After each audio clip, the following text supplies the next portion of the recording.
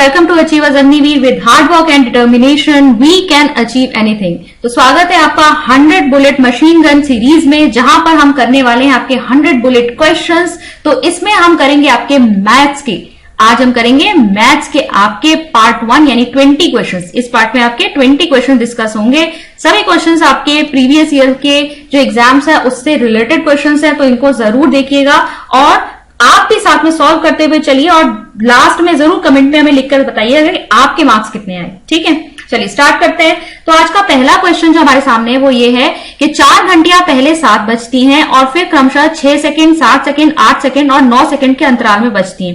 प्रत्येक घंटे में घंटियां कितनी बार एक साथ बजेंगी और किस अंतराल में। तो इस तरीके का जब क्वेश्चन आता है तो आपको क्या निकालना होता है, इसमें एलसीएम, जिसे हिंदी में क्या कहते हैं, लसप। ठीक है, लसप आपको निकालना है। किसका निकालना है? 6, 7 और 8 का। तो सबसे पहले क्या करो, इसका एलसीएम निकाल लो। ये आ गया आपका और इसको ऐसे कर लेंगे हम।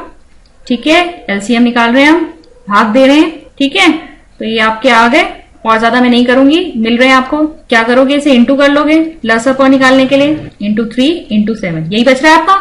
यहां से 3 आपके 2 आए और एक 3 और एक 7 बच रहे हैं। मल्टीप्लाई करो, आपका आंसर क्या निकलेगा, यहां पर इन सबको मल्टीप्लाई करके आपका आंसर निकलेगा 504।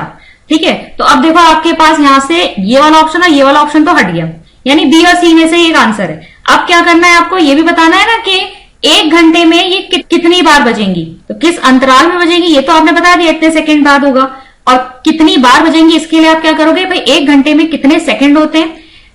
एक घंटे में आपको पता है 60 तो मिनट होते हैं और 60 मिनट में क्या होते हैं, 60 सेकंड होते हैं। तो अगर हम देखें तो एक घंटे के अंदर क्या होता है, 60 इंटू 60, टोटल 3600 सेकेंड होते हैं। तो अब क्या करो, 3600 सेकेंड को आप भाग दे दो किससे, 504 से। ठीक है, जिस अंतराल में घंटियां बजनी है उससे आप भाग दोगे और जब आप इसे डिवाइड करोगे तो यहां पर आप इसे डिवाइड कर लो। सबसे पहले 9 से कट रहा है। ठीक है, 9 5 45 और 9 6 54 और 9 4 36 और अब ये किससे जा रहा है, ये 4 से जा रहा है। ये आया आपका 100। तो अब 100 को आप डिवाइड कर लो डायरेक्ट 14 से, तो आपका क्या आएगा, ये 7 से जाएगा 98। ये जो आपका क्वोशंट आया है 7 बार, यानी एक घंटे में कितनी बार बजेंगी, 7 बार बजेंगी। तो आपका ऑप्शन देखो कहां पे दिख रहा है आपको, सी वाले में 7 बार बजेंगी और कितने अंतराल में बजेंगी, 504 सेकंड बाद दोबारा बजेंगी। ठीक है, चलो सेकंड क्वेश्चन पे आते हैं। 108 मीटर लंबी एक रेलगाड़ी 20 सेकंड में बिजली के खंभे को पार कर जाती है। रेलगाड़ी की चाल क्या है। तो ये क्वेश्चन आपका कहां से है, स्पीड, डिस्टेंस, टाइम, चाल, दूरी और समय से है। तो एक ट्रेन जब आपकी किसी खड़े हुए पोल को या किसी पर्सन को कोई ट्रेन क्रॉस कर रही है, तो इस केस में देखो, ऐसे वाले केसेस में हम जो ट्रेन की लंबाई है उसको लेते हैं दूरी। तो यहां पर दूरी कितनी है, दूरी है ट्रेन की लंबाई 108 मीटर। ठीक है, और कितने सेकंड में पार कर गई, समय कितना दिया है आपको, समय दिया है आपको 20 सेकंड। ठीक है, तो अब आपको बताना है कि रेलगाड़ी की चाल क्या है। तो स्पीड इज इक्वल टू क्या होता है, डिस्टेंस अपॉन टाइम। डिस्टेंस आपका है 108, टाइम है आपका 20 सेकंड। बस अब इसको क्या करो, डिवाइड कर लो। कितना आ गया, देखो 54/10 आया है। जब नीचे एक शून्य है तो आप क्या करोगे, यहां पर कैसे डिवाइड करोगे, से 1 से पहले पॉइंट लगा दो। ठीक है, लेकिन अब यहां पर ये आया है आपका मीटर पर सेकंड में और आपसे जो आंसर मांगा गया है वो किलोमीटर प्रति घंटे में मांगा गया है। तो अब यहां पर आपका क्या है, थोड़ा सा क्वेश्चन यहां पर थोड़ा सा समय लेगा, लेकिन अब आपको करना क्या है, इसे किलोमीटर प्रति घंटे में कन्वर्ट करने के लिए आपको सीधा सा फॉर्मूला बता देती हूं कि जब मीटर पर सेकंड से आपको किलोमीटर पर आवर में जाना होता है तो आप सीधे सीधे इसे मल्टीप्लाई कर दो 18/5 से। ठीक है, और यही चीज फॉर्मूला याद रखना, कभी अगर किलोमीटर पर आवर में है और उससे आपको मीटर पर सेकंड में जाना है तो हम मल्टीप्लाई करते हैं 5/18 से। ठीक है, इसी का उल्टा। अभी हम क्या कर रहे हैं, उल्टा कर रहे हैं, मीटर पर सेकंड से किलोमीटर पर आवर में जा रहे थे, 18/5 से मल्टीप्लाई करेंगे। इसको सॉल्व करोगे। ठीक है, ये आपका सॉल्व करके आएगा, ये मल्टीप्लाई किया आपने 97/2, या फिर डायरेक्ट आप कट भी कर सकते हो। ठीक है, यहां से पॉइंट हटाया, यहां 0 लगाया, अब डायरेक्ट इसको आप क्या कर लो, कट कर लो। मैं आपको सीधा आंसर बता देती हूँ क्योंकि ये सिंपल कैलकुलेशन है, 19.44 किलोमीटर पर आवर आपका आंसर आएगा, जो आपका डी वाला ऑप्शन है। और यहाँ पर हमारा अचीवर्स ऐप जो है आप लोगों के लिए लेकर आ रहा है आर्मी अग्निवीर जीडी का कंप्लीट कोर्स, जिसमें आपको जनरल साइंस, जनरल स्टडीज यानी जीके, साइंस, मैथ्स और रीजनिंग के रिकॉर्डेड लेक्चर्स मिलेंगे, पीडीएफ नोट्स मिलेंगे, लाइव क्लासेस होंगी जहां पर आप अपने डाउट पूछ सकते हो और आपको साथ में मॉक टेस्ट भी मिलेंगे। तो देखो, अगर आप अपनी तैयारी अच्छे से करना चाहते हो और इसी बार आप अपना आर्मी अग्निवीर एग्जाम निकालना चाहते हो ना, तो जल्दी से हमारे इस कोर्स को चेक कर लो। ठीक है, करना क्या है आपको, बस अचीवर्स ऐप डाउनलोड करनी है। लिंक जो है नीचे डिस्क्रिप्शन बॉक्स में दिया हुआ है। यहाँ पर आपकी बहुत अच्छी तैयारी कराई जा रही है और मैं पहले भी कई बार कह चुकी हूँ अपने अन्य वीडियोज में कि आपके पास समय अभी है। जो दूसरा वाला आपका एग्जाम आता है ना, वो आपका फाइनल एग्जाम्स के साथ क्लैश करता है। वहां उस समय आप अपने फाइनल एग्जाम की तैयारी कर रहे होते हो। कई बच्चे जो है बोर्ड वाले जो है 10th और 12th वाले बोर्ड की तैयारी कर रहे होते हैं, तो उनका ध्यान उस समय अग्निवीर एग्जाम के ऊपर उतना नहीं जा पाता, उतना वो नहीं पढ़ पाते। लेकिन अभी जो नवंबर के आसपास जो आपका ये एग्जाम आता है ना, इसके लिए आपके पास बहुत अच्छा समय होता है कि आप फ्री हो, आप यहाँ पर तैयारी अच्छे से कर सकते हो। तो इस मौके को बिल्कुल भी जाने मत दो और जल्दी से अचीवर्स ऐप डाउनलोड करके इस कोर्स को चेक करो। ठीक है, हमारी क्लासेस शुरू होने वाली हैं। अगर आप इस कोर्स में एनरोल होना चाहते हैं तो जल्द से जल्द इस कोर्स को खरीद लीजिए। नेक्स्ट अब मैं बताना चाहूंगी कि हमारा व्हाट्सएप ग्रुप भी है जिसमें बहुत सारे बच्चे जुड़े हुए हैं। इस ग्रुप में रेगुलर अपडेट्स तो मिलती हैं, साथ ही साथ आपको फ्री में मॉक टेस्ट करने को मिलता है। ठीक है, ऑनलाइन मॉक टेस्ट आपको फ्री में मिलते हैं। जैसे क्वेश्चन आपके आर्मी जीडी में पूछे जाते हैं ना, उसी तरह के क्वेश्चन यहाँ पे हम बना के ऑनलाइन आपको प्रोवाइड करते हैं और ये फ्री है। आप अगर ये अटेम्प्ट करना चाहते हैं तो आप हमारे व्हाट्सएप ग्रुप को ज्वाइन कर लीजिए। व्हाट्सएप ग्रुप का जो लिंक है वो भी नीचे डिस्क्रिप्शन बॉक्स में दिया हुआ है। अब बताइए क्वेश्चन नंबर 3। ठीक है, वह छोटी से छोटी संख्या ज्ञात करें जिसमें 27, 42, 63 और 84 से भाग देने पर प्रत्येक दशा में 21 शेष बचे।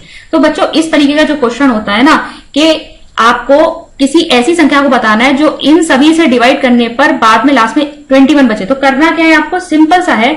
यहां पर आपको फिर से 27, 42, 63 और ये जो 84 है इसका लसअ यानी एलसीएम निकालना है। ठीक है, 27, 42, 63, 84 आपको इसका क्या निकालना है, एलसीएम निकालना है। ठीक है, अब मैं आपको डायरेक्ट बता दे रही हूं क्योंकि एलसीएम निकालने की प्रक्रिया आप जानते ही हैं कैसे निकाला जाएगा।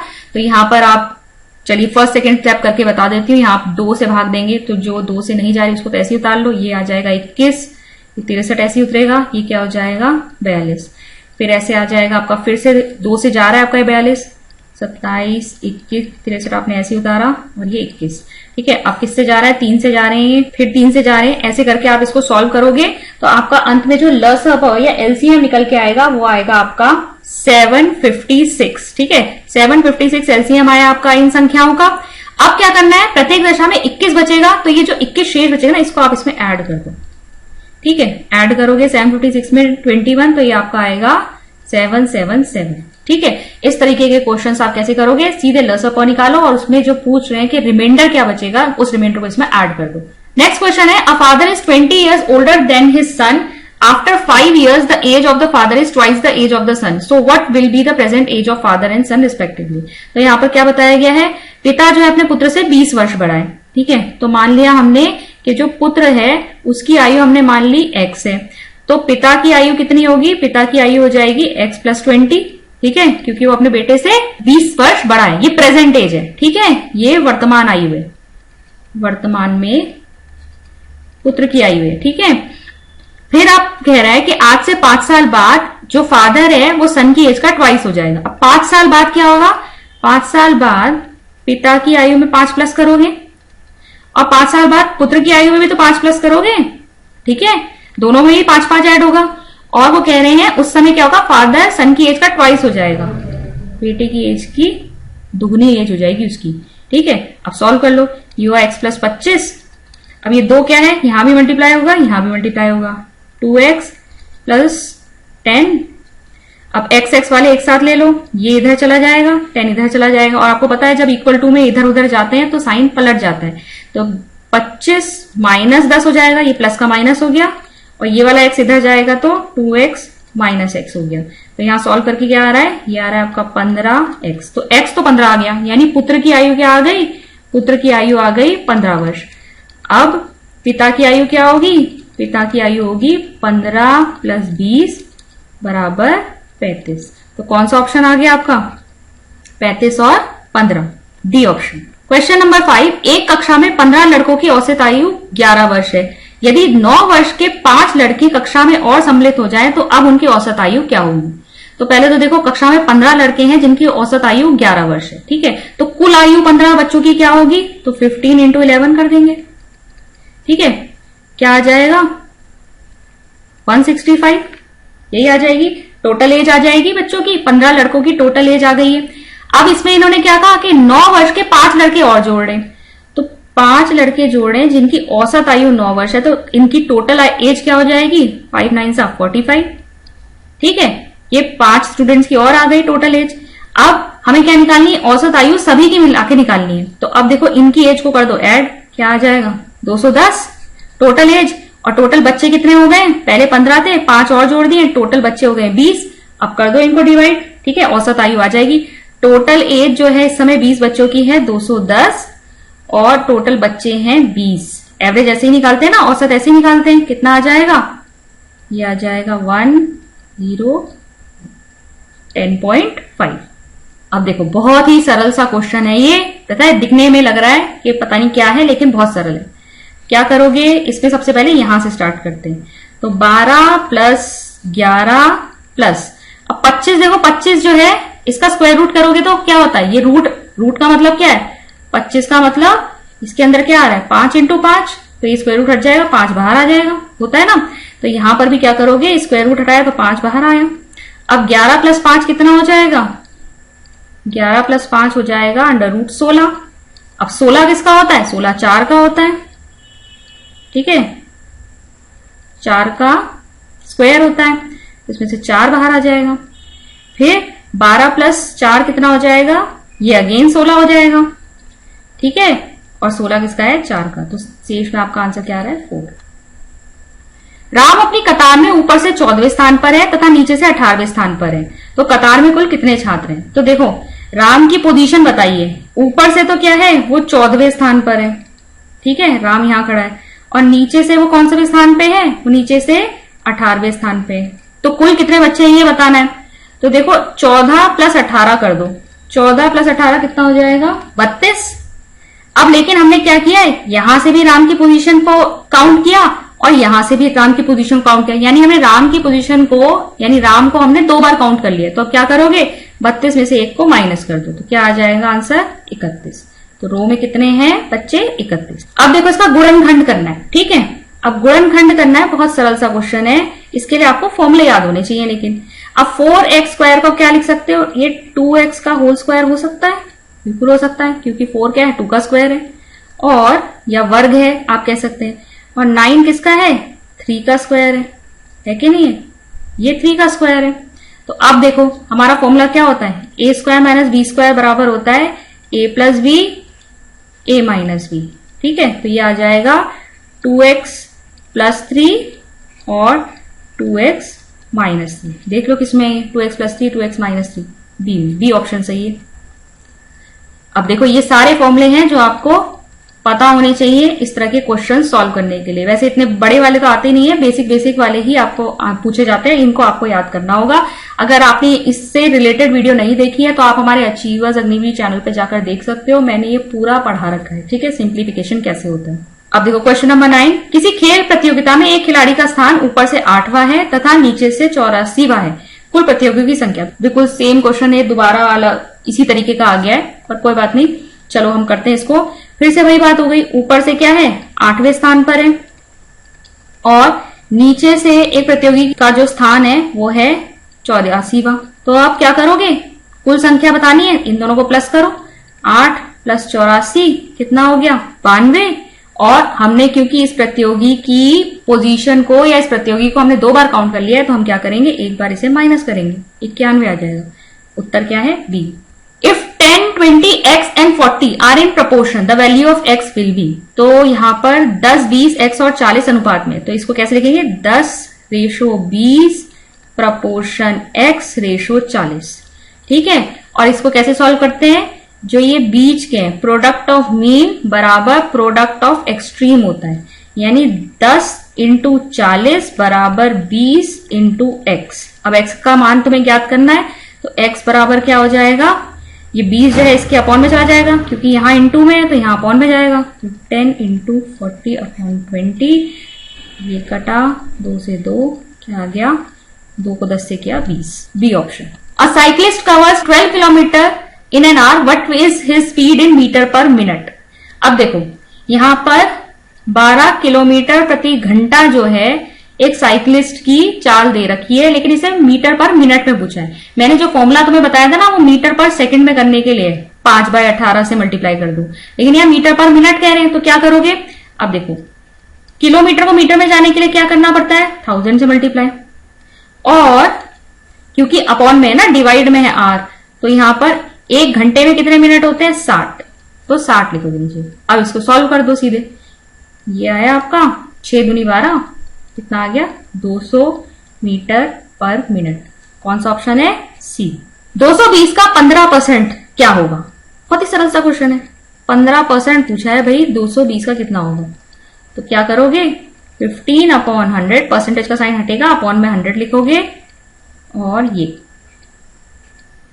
कितना आ जाएगा, 2 5 जा, 2 11 जा, 5 3 जा, कितना आ गया 3 इंटू 11 33, ये आ गया ए। नेक्स्ट क्वेश्चन देखो। अब देखो इस तरह का जो सवाल है ना, लग तो बहुत आसान रहा है, बच्चे थोड़ा सा ना इसको लिखने में गलती करते हैं, और कुछ नहीं करना, सेम एडिशन ही है, लेकिन क्या करना है हमें ये ध्यान रखना है कि अब ये जो 888 है इसको हमें ऐसे लिखना है। अब कई बच्चे क्या करते हैं, वो इकाई अंक जो है वो साथ में वो इसको ऐसे ऐड कर देते हैं, ये चेक करने के लिए हो रहा है तुम्हारा, ठीक है। तो इसको कैसे लिखना है, ऐसे लिखोगे, ये आया, बस अब सीधे प्लस कर दो।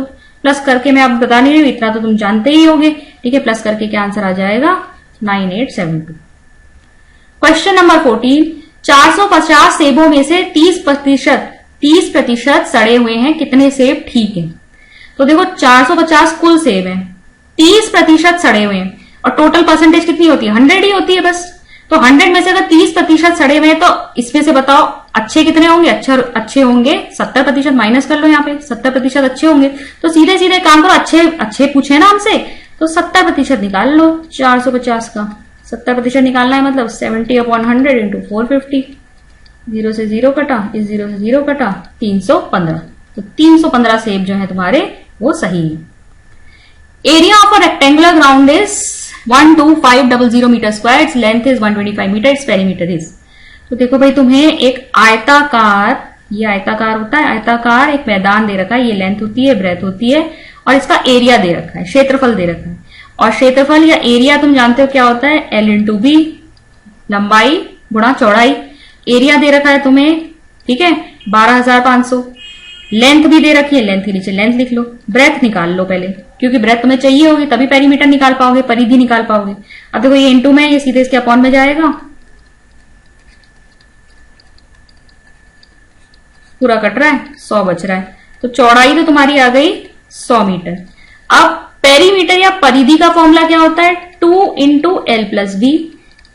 तो अब तुम्हारे पास दोनों चीजें आ गई, लेंथ है तुम्हारी 125, ब्रेथ है तुम्हारी 100, वैल्यू रख दो, दोनों को करो ऐड करोगे क्या आ जाएगा 225, और मल्टीप्लाई कर लो 450 मीटर। एक व्यक्ति ने अपनी संपत्ति का 1/4 भाग अपनी पुत्री को दिया, 1/2 अपने पुत्र को दिया, 1/5 दान कर दिया, तदनुसार उसने कितना भाग दे दिया। तो ये फ्रैक्शन है जिनको आपको क्या करना है, ऐड करना है, ठीक है, भिन्न है जिनको जोड़ना है। भाई उसने अपनी संपत्ति का 1/4, 1/2, 1/5 दे दिया है, ठीक है। तो कितना दे दिया उसने, 1/4 प्लस 1/2 प्लस 1/5, ये उसने दे दिया है। तो अब क्या करोगे, इसका फिर से लसअपा निकालो, 4, 2 और 5 का लसअपा आता है 20। क्या करते हो, नीचे वाले से डिवाइड, फिर जो आएगा उसे ऊपर मल्टीप्लाई। तो 4 5 जा 20, 5 1 जा 5, 2 10 जा 20, 5 4 जा 20, कितना आ जाएगा 19/20। बी, 200 तक कितनी संख्याएं ऐसी हैं जो 2 और 3 दोनों से विभाज्य है। अब ये थोड़ा सा क्वेश्चन आपका एपी वाला क्वेश्चन है, ठीक है, अरिथमेटिक प्रोग्रेशन वाला क्वेश्चन है। तो देखो 200 तक पूछिए कितनी संख्याएं जो 2 से भी और 3 से दोनों से विभाज्य है। अब अगर कोई संख्या 2 और 3 से विभाज्य है तो मतलब कि वो संख्या 6 से विभाज्य है, ठीक है। तो सबसे पहले ऐसी संख्या शुरुआत की कौन सी होगी, 1 से शुरू करो, कौन सी संख्या जो 6 से विभाज्य होगी, 6 होगी। फिर कौन सी होगी 12 होगी, फिर कौन सी होगी 18 होगी। ठीक है, ऐसे करते जाओगे तो तुम देख रहे हो यहां पर एक एपी बन रही है ना एपी, जिसका फर्स्ट टर्म क्या है 6 है। डी यानी डिफरेंस क्या है, कॉमन डिफरेंस। कॉमन डिफरेंस भी देखो 12 में से 6 माइनस करो, 18 में से 12 माइनस करो, 6 ही आ रहा है। ठीक है, अब तुम्हें क्या देखना है, 200 तक की संख्याओं में बोला है कि 200 तक कितनी संख्याएं हैं जो 6 से विभाज्य थे। तो 200 से पहले कौन सा नंबर होगा जो 6 से विभाज्य होगा, 200 तो नहीं है, 199 भी नहीं है, देखो 2 से विभाज्य नहीं है। 198 को चेक करो, हाँ ये है, ये 6 से विभाज्य है। तो इसका मतलब लास्ट टर्म 200 से नीचे कौन सा लास्ट टर्म है जो आपका 6 से विभाज्य है, 198। अब इस टर्म का, ये लास्ट टर्म हो गया ना, इस टर्म के आपको n पता करना है। ठीक है, उससे तुम्हें पता चल जाएगा कितनी टोटल यहां से लेकर यहां तक कितनी संख्याएं जो 6 से विभाजित है। और an का फॉर्मूला क्या होता है, an बराबर a plus n minus 1 into D, यही होता है। अब कर लो, ये है 198, a है 6, n तुम्हें ज्ञात करना है, d भी है 6।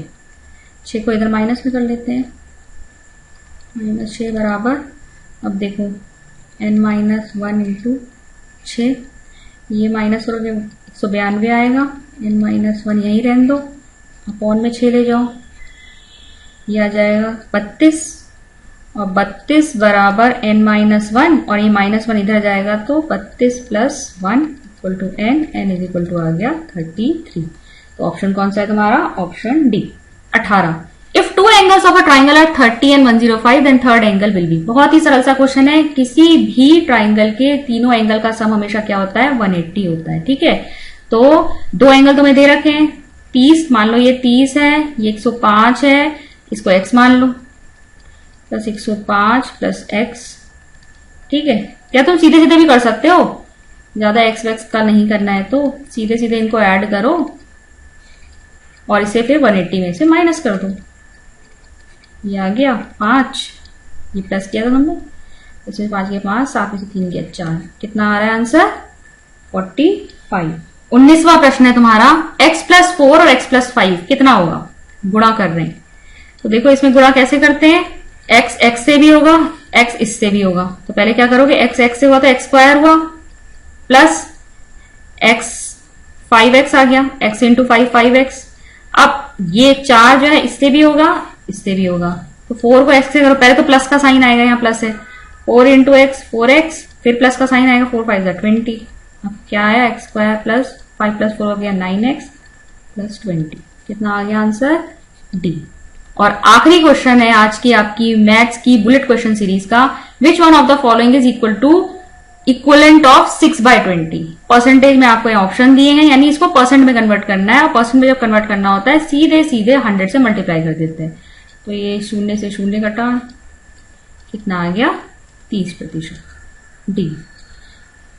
तो आशा करती हूँ कि आपको आज के जो क्वेश्चंस हैं ये पसंद आए होंगे, आपको ये यूजफुल लगे होंगे। अगर आपको हमारी बुलेट सीरीज पसंद आ रही है, आपको हमारे क्वेश्चंस यूजफुल लग रहे हैं, तो इसे एक लाइक दीजिएगा, अपने फ्रेंड्स के साथ शेयर जरूर कीजिएगा, अचीवर्स अग्निवीर चैनल को सब्सक्राइब कर लीजिए,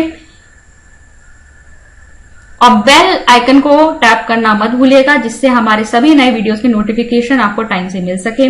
हमारे साथ जुड़ने के लिए हमारे अचीवर्स ऐप को डाउनलोड करें, या हमारे व्हाट्सएप ग्रुप से डायरेक्टली आप वहां पर लिंक हो सकते हैं, ताकि आप फ्री मॉक टेस्ट जो है अटेम्प्ट कर सकें। मैं मिलती हूं आपसे नेक्स्ट वीडियो में। Thank you.